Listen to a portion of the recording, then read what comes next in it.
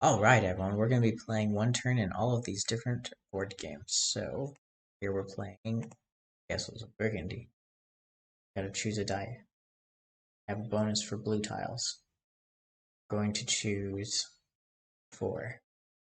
I'm going to pick this blue tile. And I'm going to use a 6. Place the blue tile right there. Bada bing bada boom. That's my turn. Nope, I'm not done yet. I can take 1 plus 2. 2. How about 5 and 6? Each have goodness there. Oh. Am I not allowed to take both? Is they're consider? Oh shoot! Let's try it. I have to. I can only take one. Aw. Maybe I want to undo my turn there. Might be better to solve these goods first. At least get one of them out of the way. Boom. Got that guy out of the way. And now, guess I will take a single boat. The boats allow you to take goods, but you can't store that many goods. You only got 3 of them. And I thought I'd have a really powerful turn there. Well, that's all she wrote there. Just 2 dice. That's all you get. Alright, so back here we are playing Dog Lover. Let's see how this game goes. I'm just learning it right now. I guess the premise is you have different set of 3x3 cards, and your dog can take a certain amount of cards from that set of 3x3 based on the tricks they know. So I know sit. That means that I'm able to sit down on one of these cards. So I think I'll go right along here in the middle. Or is training better? I just know I can't be right here. This is a no-go. Dog always has to move. So sure, I will train right here. Because that way I get scraps, dry bits, and training. And training's better. I think training's better. I don't know. So you must play a card. We'll play scraps. Or exchange for food, or I could give it to this guy. Dry bits. Store. Put it behind the guy because he's a food thief, so he can store food. Dog may tuck unlimited unused food cards for 3 victory points each. Nice. And I'm going to train a dog.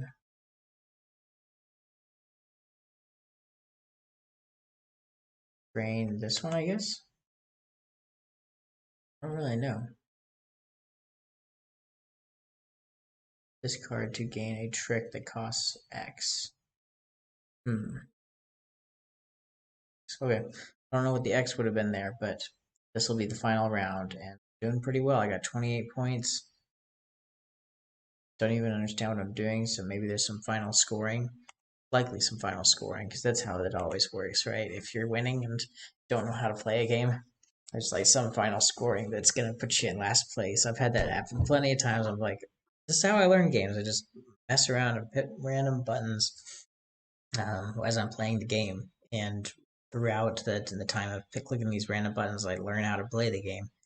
But usually, I go for increasing my own personal score, and if that that score doesn't really matter because there's a huge end game scoring at the end of the game, then it takes me a while to learn the game. You have to really focus on the end game scoring.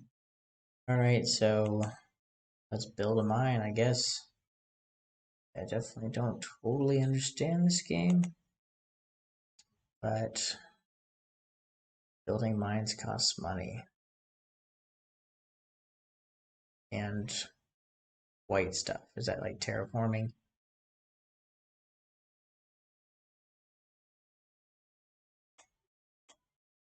Ugh.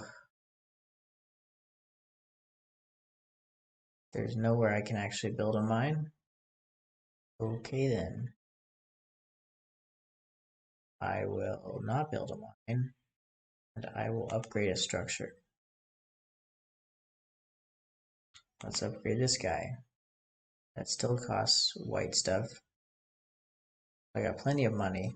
Need to spend that money probably. And that's just what I'm going to be doing during these Gaia project things. Somebody who watches this maybe knows how to play Gaia project, and it's just like, oh come on, that was the wrong move because I know there's some sharks in that game, but I don't know. I don't know how to play it. All right, so here we're going to big macro view, and we're going to see all the different cards and options, and I need a lot of fish, that's for sure. How am I going to get the fish? Well, I think I'm gonna have to draw. I'm gonna have to take a cherry to maybe get a fish, maybe get a single fish. So re-roll this and get the fish, or could get the seed. And then I can use the seed because everybody takes seed instantly. I could use the seed to draw more cards. Feed that seed to the black-bellied whistling duck.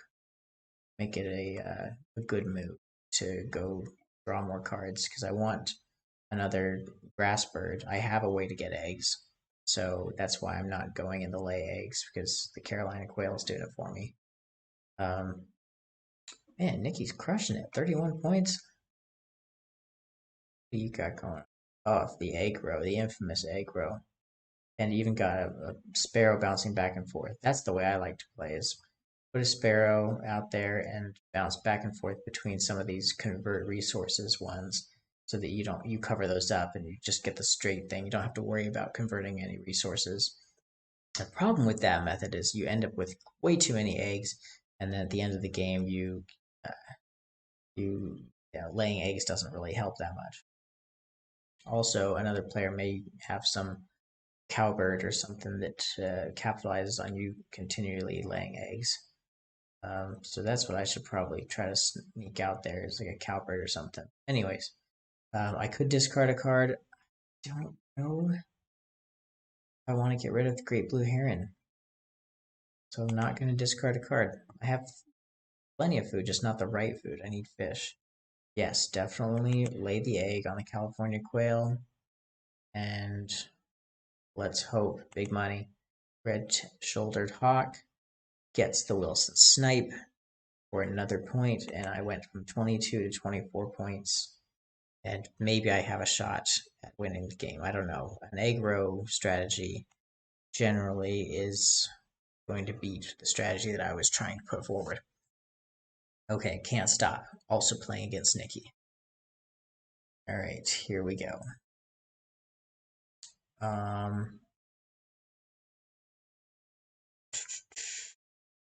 So Dukes, Dukes has 1 point. So that's the one we have to beat out. So 11s and 12s. Maybe I'll go on a 6 and a 11. We're going to continue on there. And then a 6 and a 7, that's fine. And since I have two numbers that are 6, 7, or 8, I will continue one more time. And then I'll stop. I generally only do it twice or maybe a third time. But slow and steady wins the race. I'm not an expert at the game. Obviously, you just saw my ELO is 122, so. Alright, moving on to Space Base. I like this game. It's like Catan light, Catan without a board. Sometimes take away the board, the game is better. So now, yeah, it's just loading the game history, but I have 10 points. Everybody else has less points than me. And I think it's time to grab this 6-pointer, I guess. Or, yeah, just keep on grabbing point cards. That one would have been nice, though. 3 points every time a 6 is rolled. Yeah, let's activate sector 2 gets me more money. Money's nice. Yeah, we'll just activate 2.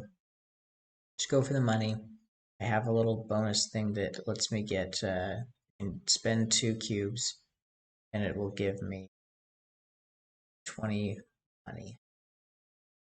So there's that. That's what I'll do is get 20 money and then bam, grab something that's worth 42 money, 14 points, and try to sneak the end of the game via a bunch of money. That's the goal there. Okay. I'm going for a location strategy, and it helps that one of my locations is 2 points per lord in the alliance, so that made sense to do 2 purples like that. I think that's fine. And the location strategy is coming from this one, 2 points per location. Way to get locations is grab keys, and that's why I did that for this game. All right, moving on to Wingspan. And the last game was Conspiracy Abyss Universe. This is a Wingspan where I've given a note to myself to grab the crow. Looks like I already did that, so I should clear that note.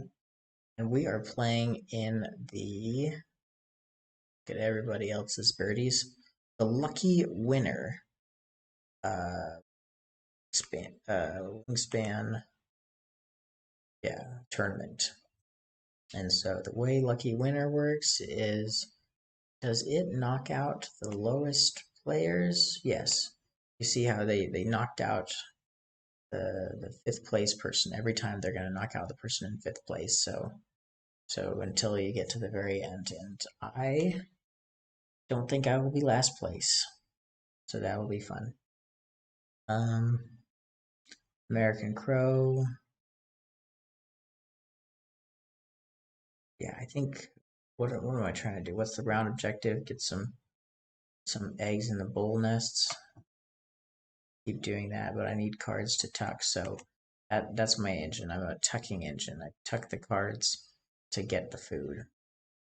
So we're going to draw 2 cards. Question is, do we want to draw them from the tray? Oh, we only have 2 cubes left. So tray or out there in the future. And it looks like in the future we will see.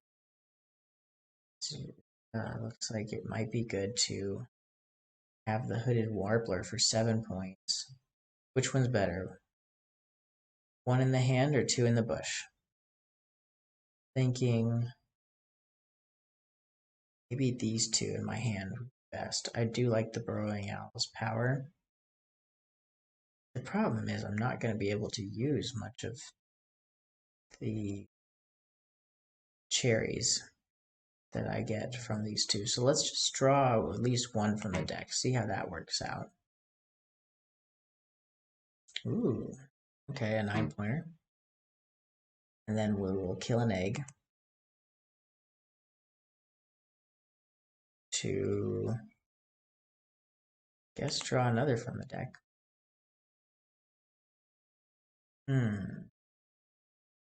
Tempting, but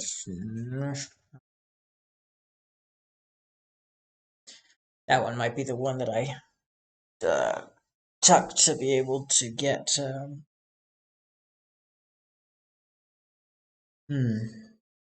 be able to get cherry points.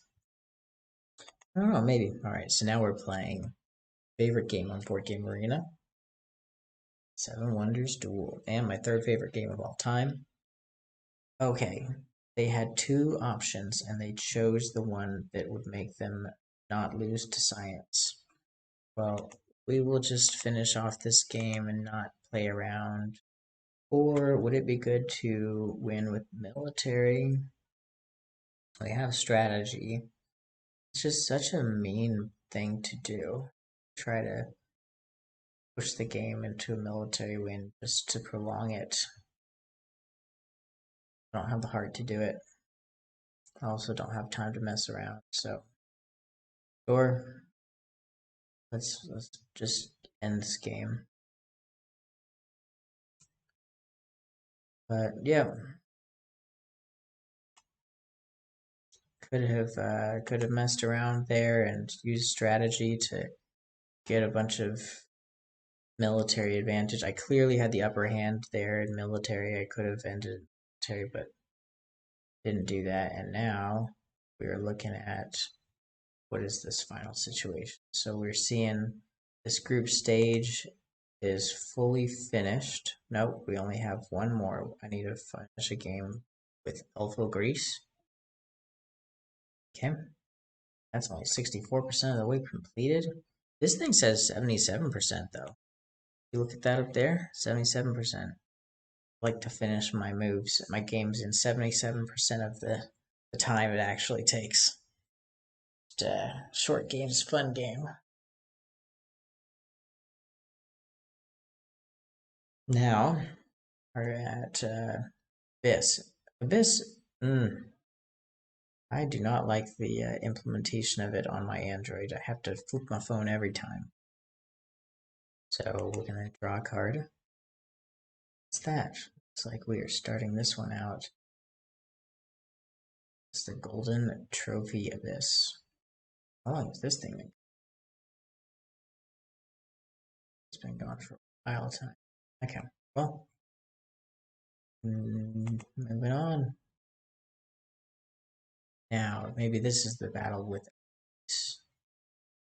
Ophiogris. Maybe. We'll see.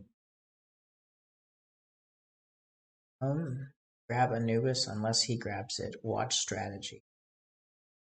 Wow. Yep. So I don't know why, but my opponent didn't take the Divinity Gate when they could have.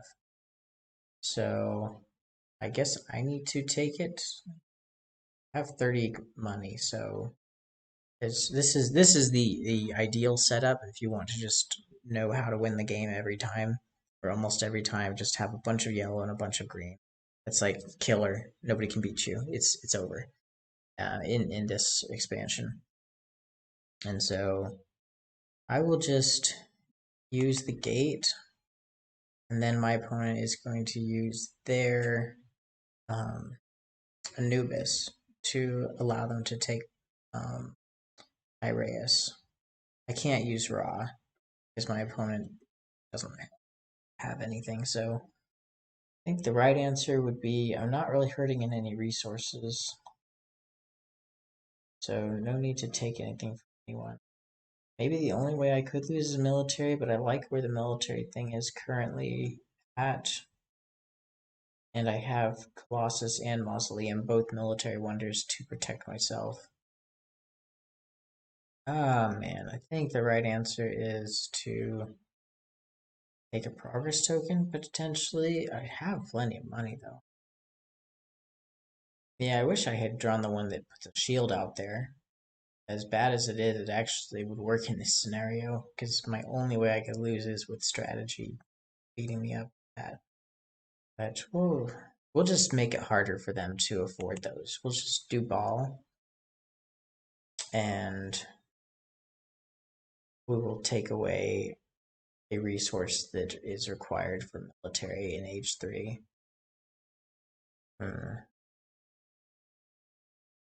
What would be required? Probably clay. They built any military cards? No. So clay and stone. They're about to either grab this or this. So I think the right answer is just take the one that they can't get. Make something more expensive for them.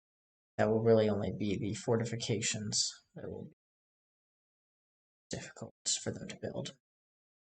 Nothing else uses the papyrus for military. So there's that.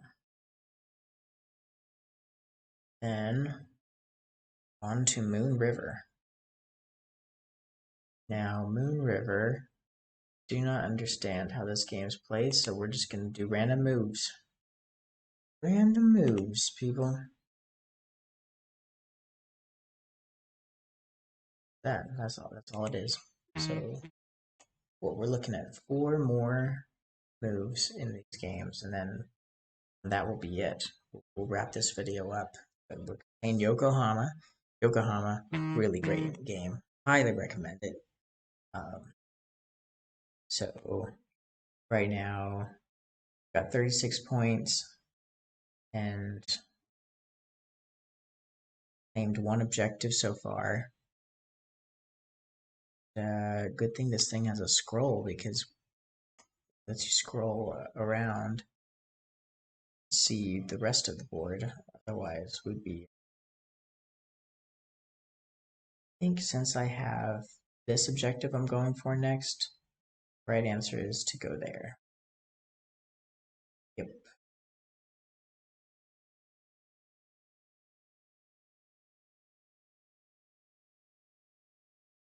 I think the right answer. So yeah, let's continue. Let's put out 3 people. Oh yeah, 1, 2, 3. Let's go there. 3, and I'm going to go here. Done there. That will take one of these things. Then that puts me closer to this achievement. Take even the highest one. So why not take the highest one? The Netherlands is the rarest one. Nobody else has Netherlands. Wanted 3 things for 5 points versus a bunch of things for 6 points and 2 coins. I think the highest one is the best one right there. Well, this one's pretty nice too. Just don't have the resources for it at the moment. I don't have the resources for any of these. I need a lot of fish to be spent. This is the only one I actually have the most in. Let's do that one. Yeah, I need more coins anyways. So we'll grab that. Acquire a second one for 2 more coins. I don't want to spend my coins, but getting that Netherlands one while I can is good. We'll do it, and I'll get those 10 coins back, or those 2 coins back right now. Station on the dock to build the trading house. That's right. You get 3 points, and the reason why I can do that is because I spent 4 or 5 power on it, and I had a house that was in inventory. Now I no longer have a house. And that is the 4th one. I can claim this achievement. And let's also complete this order. Because we want to complete 2 Americans, and we get the American foreign agent, which is worth 1 point at the end of the game, or you can use them for a bonus turn. So yeah, it's just a mad rush to get these foreign agents. I'm pretty basic at the game. I'm not the best, but that's how I think you're supposed to play it. But yeah, I'm starting to like Yokohama. I think it's a pretty fun one on here. All right, now on to Wingspan again. We're back to this same game. Looks like everybody has done their turns. To me, we are going to. It's I'm green, aren't I? Yep. I got no bonuses there. Now it's time to get the bonuses. Gotta have the cavity nests. I have 1 cavity nest. Actually, I have 2, 3. This is where I'm supposed to shine with getting a bunch of eggs. But I'd rather play an egg bird first, so I'm at least getting something with those eggs. It really is unfortunate that these objectives are all about eggs, because I was not doing an egg strategy. Nobody told me we were supposed to do an egg strategy. Let's draw from the deck and hope we can get an egg bird. Okay. Drop from the deck again. Now we discard this. Get 2 more points. Slowly but surely getting some points. Probably won't be first place. Maybe it won't be last place. Yep, alright. Just need a way to get 2 birds in the prairie real quick and then do 2 things of eggs to get 6 eggs in cavity nests. That's what I'm trying to do. That'll just be so hard. Okay. Root an ally or play a band of allies. Ethnos. Gotta love Ethnos. Hopefully I get a centaur in the draw. A skeleton. I'll accept the skeleton. That's fine. Alright. On. Okay, we're doing 7 Wonders Duel. And maybe this is against Alonaiha. So this is where I have to play a military strategy now. Alright, so I'm going to take this one. This is just a great combination. When you have all these wonders that you haven't played, and this is base 7 Wonders Duel. I'm trying to teach, well, not teach, I'm trying to play a game with somebody who doesn't maybe want to learn Pantheon. And so rather than teach them Pantheon, I'm just playing the base game, and which I'm not as good at the base game. Like I would definitely drop 200 points in Elo if I was playing the base game all the time. But I got lucky here, and I got theology and strategy working for me. So there's 3 military wins you're gonna see in the next couple tables if they finish their turns. But I was not gonna win points there. That's a 27 versus 4 points. Thankfully, I have the coins to do what I need to do, and 2 shields from Wonders, potential 3 more from Mausoleum because I can grab this one. I purposely put that one in the discard pile. I could have built it, but then that would not have given me first turn advantage, and I wanted to be able to choose the first turn and sacrifice 3 shields to be able to do that. And knowing I had Mausoleum, I could get them back later. But yeah, 1 bad red card from the opponent could stop a military strategy. So it's really, you're walking a tightrope if you're trying to do the military one. And finally, It's a Wonderful World.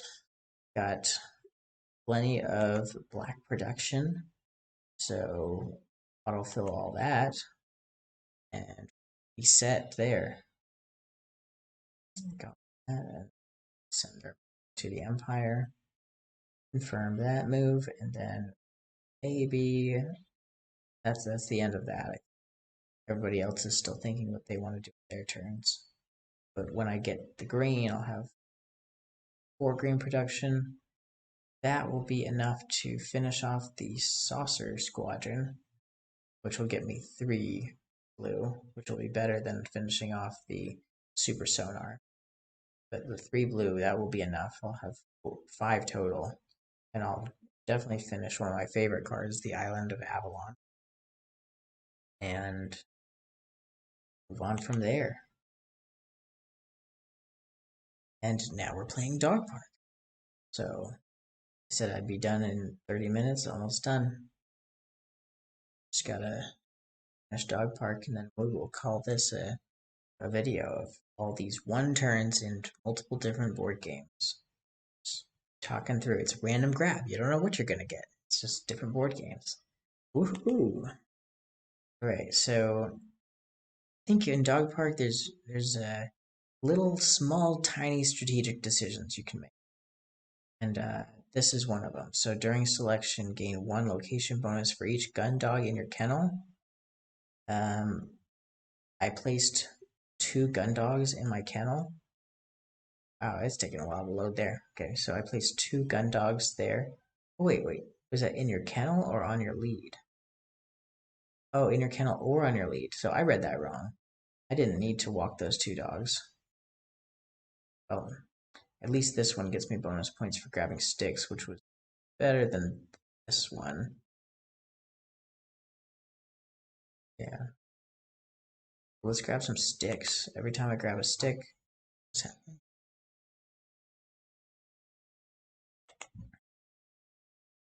Right. And bonus points every time I grab a stick.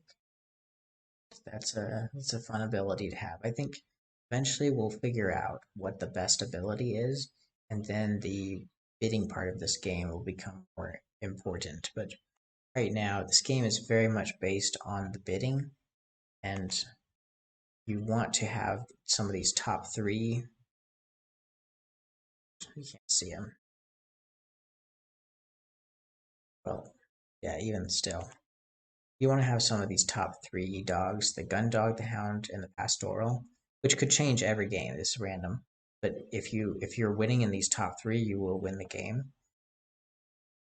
And so like no need to fight for these weaker ones. Just try to win in these. And also the tiebreaker is the person who has the gun dog, or the 8. So that is the one you're trying to fight for. You're bidding points by doing that. So you want to be careful not to bid too many points and lose. It sounds strategic, but it ends up just being like you don't know how much the opponent's going to bid. They could bid nothing. You could be out a bunch. So it's a battle. It's not something you can truly calculate because you don't know what they're going to do. You don't know how much they're going to bid for points for each of their dogs. So yeah, but I think strategy for this one. Oh, it looks like we have that we know what the next one is going to be. 2 bonus points. This one was just 1 extra ball right here. Okay. Well, this one lets you switch a dog. Sure, I'll switch the hound. Maybe I do that. Switch the hound with the gun dog, and then I won't have to pay the hound's cost. So that'll be fun. I'll go there, then I'll switch the hound. Then I will grab every stick and every squeaky toy. That will be how I do it there. Okay. Cool, cool. Yeah, some of these dogs that don't help you on the walk, there's no reason to continue walking. Like, there's no reason to give them another leash or a collar. Every single time you pay their price,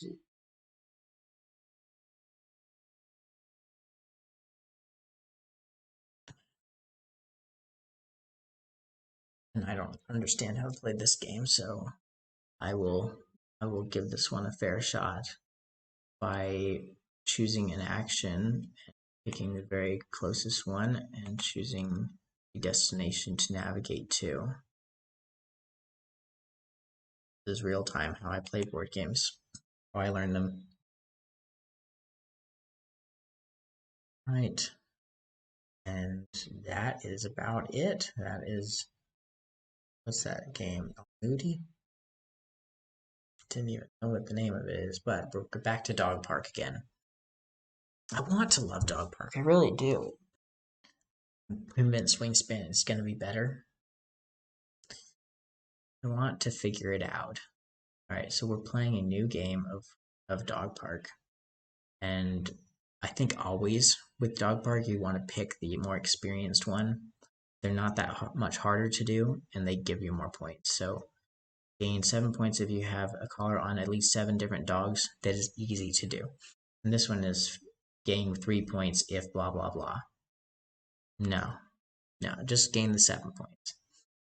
See, I really like the thing about Wingspan is there's like stages of how many points. Like 2 or 3, you gain 3 points. 4, gain 7 points. You know, that's nice. But yeah, not so much luck with this. This one is just straight up 7 points for something that you would normally be doing anyways, versus 3 points for this super uber complicated thing. Gain 3 points if you have won at least 2 breed expert awards in a 4-player game or 3 in a 3-player game. Yeah, you probably would do that automatically anyways too. So they tried to dumb this game down. I think they probably play tested it with a bunch of people, and they are like, let's have a bunch of dog lovers, play the game, and do they like board games? Doesn't matter. Just are they a dog lover? And they're like, wow, we really need to make it very simple to go to the least common denominator, because of all the people who like dogs, not all of them are very experienced with board games. So let's just hope that one person in the two or three people or four people that they're playing this game with understands how to score their scoring card at the end, and they just pick an easy one to do, and they'll at least get 3 points. All right, just the goal card will guide them through the game, but yeah. And let's take a look. There's 4 different dogs here. I would say the one that I want to bid on. Ooh, we need to zoom in. All right, of these different dogs, we got this retriever. That is, when walking this dog, whenever you get one or more, get a squeaky toy. Squeaky toys are one of the rarer ones. So that's a nice one. I like that. This one, when you get a squeaky toy, you may switch a dog. That's not that great. And this one, during final scoring, get a point for each breed category in your kennel. I don't want a lot of final scoring ones in the beginning of the game. And then during selection, when you place this dog on the lead, get a ball. Okay? So now we look at the breed expert thing, and we see that the top breeds are going to be the working, the gun. Oh, no. The toy, the hound, and the pastoral. So 2 pastorals right there. So immediately I'm wanting to take a pastoral, but I did say I liked this ability better. So maybe, and since there's 2 pastoral, there'll be people fighting over the pastorals. And there's 2 gun dogs, so people will be fighting over those. So naturally, everybody's going to get 1 dog here, so nobody's going to have a majority right from the get-go. Maybe I'm fine not bidding very much. There doesn't seem to be an obvious best one, so I'm just gonna take this gun dog right here. I like that ability the best. It's a good one for early game, and we'll do that. I think that is the right answer there. So that will be what I end up choosing. But yeah, you saw how that I could have like valued if the gun dog was the top one, like the gun dog was up here where the toy is and 8 points. That may have triggered me to bid a lot for the gun dog. But what if I bid like 4 full points of my 5 starting points, and then everybody else bids 0? Then I'm at a huge disadvantage. I want to bid 5 when everybody else bids 4. Then I get what I want, and they're all out there 4 because you lose your bid. But right now, I'm going to bid 0 and just hope for the best, because any of these I'd be fine with, but this one is probably better for the beginning of the game. But if I have a pastoral dog that's going to be 6 points at the end of the game, then sure. It's a stark drop. It goes like 8, 7, 6, only 4, only 3, only 2, only 2. You really just look at the top 3 and pay attention to those ones. Anyways, thank you so much for watching this, and have a great rest of your day.